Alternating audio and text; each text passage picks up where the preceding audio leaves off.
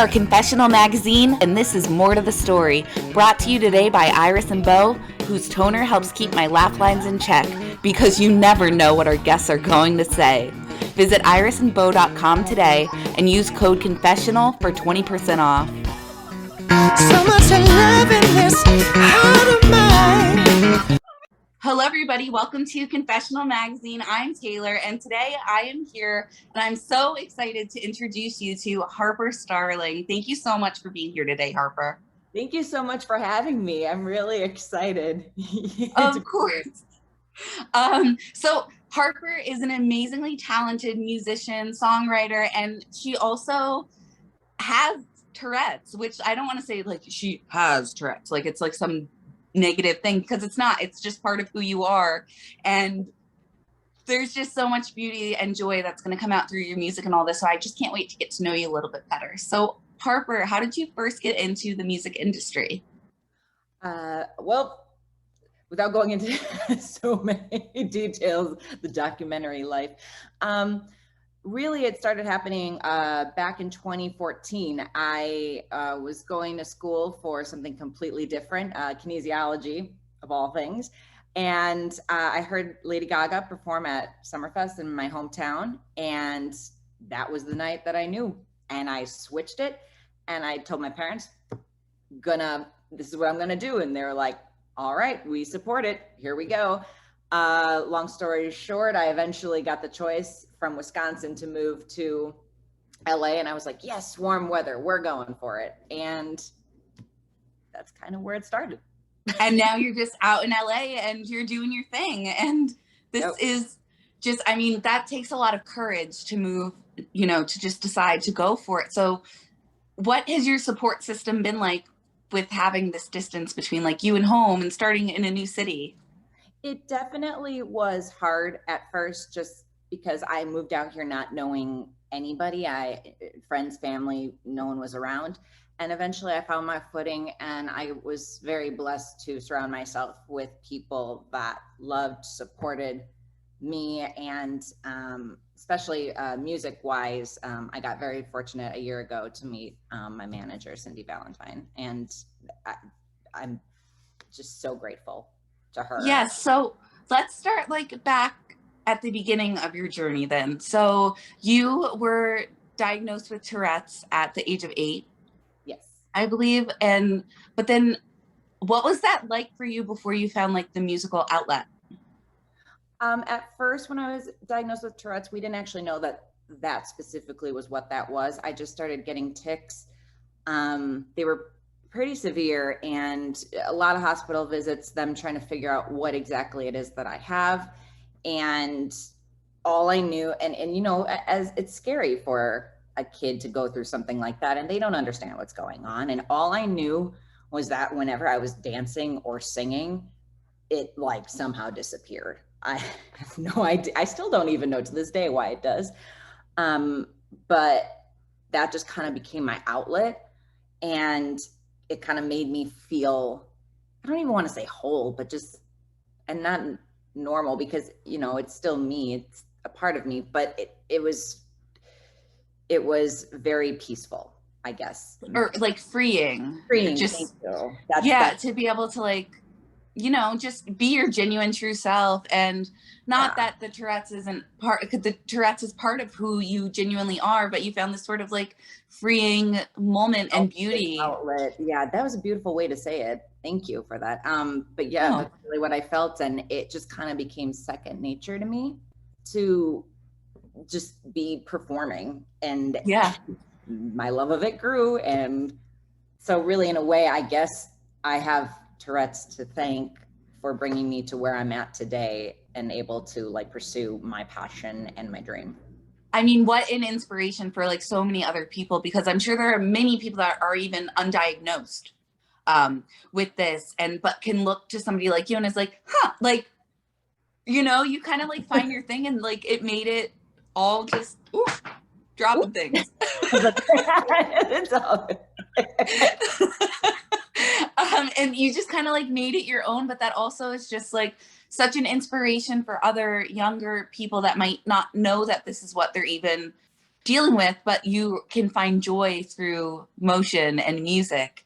And so what kind of advice would you maybe give to a younger person that might be facing the diagnosis for the first time, but still wanting to follow a creative outlet and share their voice without fear?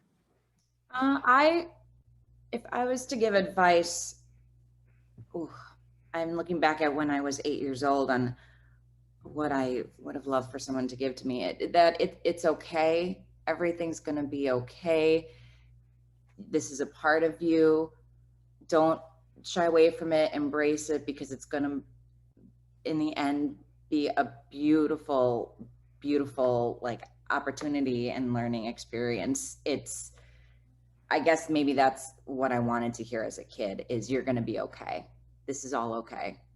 And Yeah. go from it. That's beautiful. And then, so I know that you had recorded a song with the Perry twins. I did, and that hit the Billboard charts. And what was that called? And what can you tell us about that adventure? Yes. So the name of the single was Euphoria. Very fortunate. It went to #1 on the Billboard Dance charts. Wild. Congratulations. Thank you so much. I cried when I found out it went to #1. I was like, thank you, everybody. I'm so happy with how people responded to that song.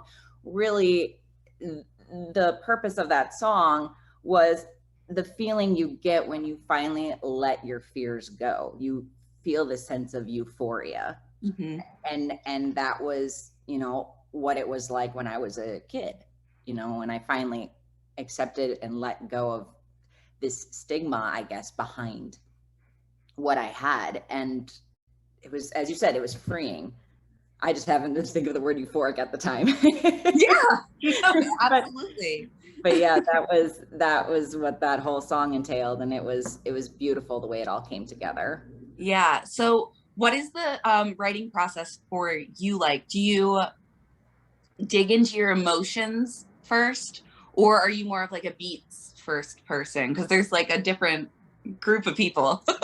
I think it depends on what the scenario is. I love to collaborate, actually more so than solo work. And one of my collaborative partners, Cindy, who I mentioned earlier, she's been working with me on a few previous projects. And a lot of the times, we're talking concepts, lyrics, melodies. And she actually came up with this one, No More What If, the newest single. Yes. 3 a.m. in the morning. We realized we had a similar journey. And, when she came up with the melodies and some of the lyrics, and I was like, this is amazing. This is perfect. And, the synergy was there. The pieces fell into place. And then we brought Nico the kid on board. He listened to it and he was like, oh yeah, I feel like these type of beats, et cetera, et cetera. And that's usually how it works for me. So it's kind of more melodies, lyrics, and then instrumentation. Yeah, and it's like bit by bit, it's growing, and then you're like, there's the magic. Like it all happens together. And so No More Waiting, or No More What If, was just released, correct, at the end of August? Correct, yes. And so how can people find this song, and is there a music video that goes along with it that we can check out? Ooh, yes, there is a music video. The music video came out last Thursday, and then the single was released a week ago today. Single is up on all streaming platforms. No More What If, Harper Starling, and the music video is up on my YouTube channel. And it's just wonderful how many people have left such kind words and received it so well. I'm truly thankful to everyone involved in the project, to you guys for spreading the message. It means a lot to me. I mean, of course, because it's such a message, and your story is so beautiful of just believing in yourself and knowing that, like, because, whether it's, you're a little bit overweight in elementary school, or your nose is a little bit pushed up, some more than others, like, there's always going to be people nitpicking at you, but it's just so beautiful and inspiring to see you out here just being like, you know what? There's no more what ifs. And I'm here being me and we're just going to spread joy through music. And that is just such a cool thing because people of all walks of life can connect to that, right?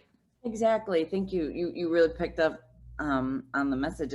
That's the thing. It's no more what if. It's about, you know, pursuing the impossible dream, of taking chances, of this like freedom. I know we've been talking about that this entire time. We were like, yes, we know you've said that, but yeah, it's a beautiful message, and you know, I'm so happy. I don't know if I knew another word to say, like thank you and grateful. Just the feeling of just being like, we did this and your baby is out there. And so what was it like for you to see the final product, like of the music video?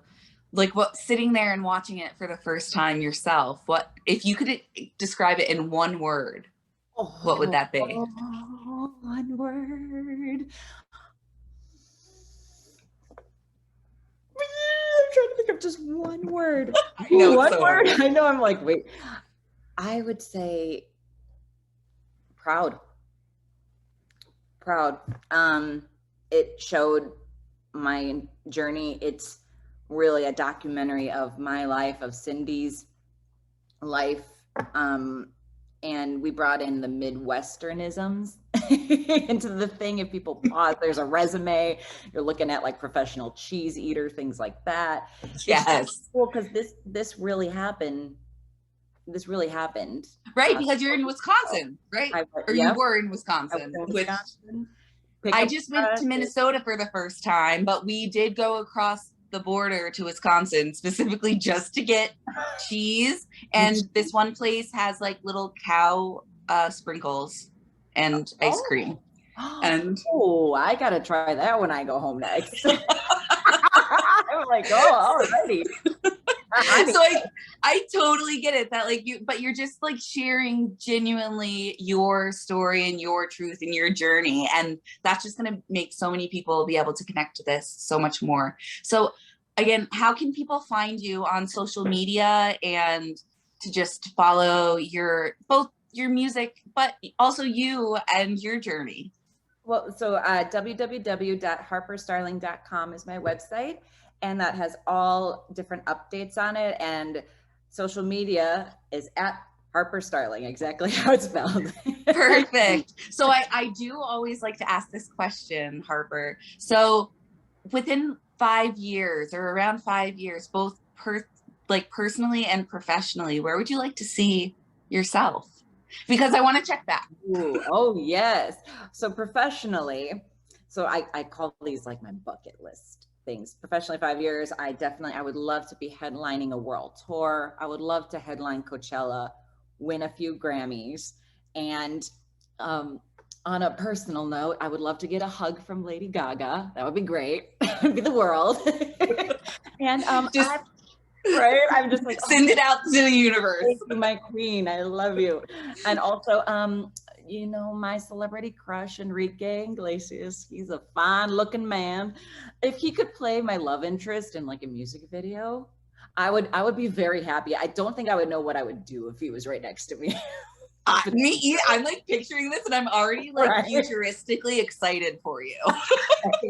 Thanks. I'm just like manifesting. I mean, that's how it happens, right? Exactly.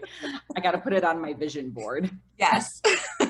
Well, Harper, it was so amazing to just get to know you a little bit better. And I can't wait for people to just listen to your music and follow your story and just share. People, if you're listening to this or if you're reading an article, just share Harper's story with everybody in her music. It's beautiful and it's fun and it's something that we can all relate and connect to just find hope and joy through music. So Harper, thank you so much for joining me today. Thank you so much for having me again. Truly, this has been wonderful. It was so nice to meet you and I'm sure we'll talk soon. You as well. All right, bye. So much love in this heart of mine.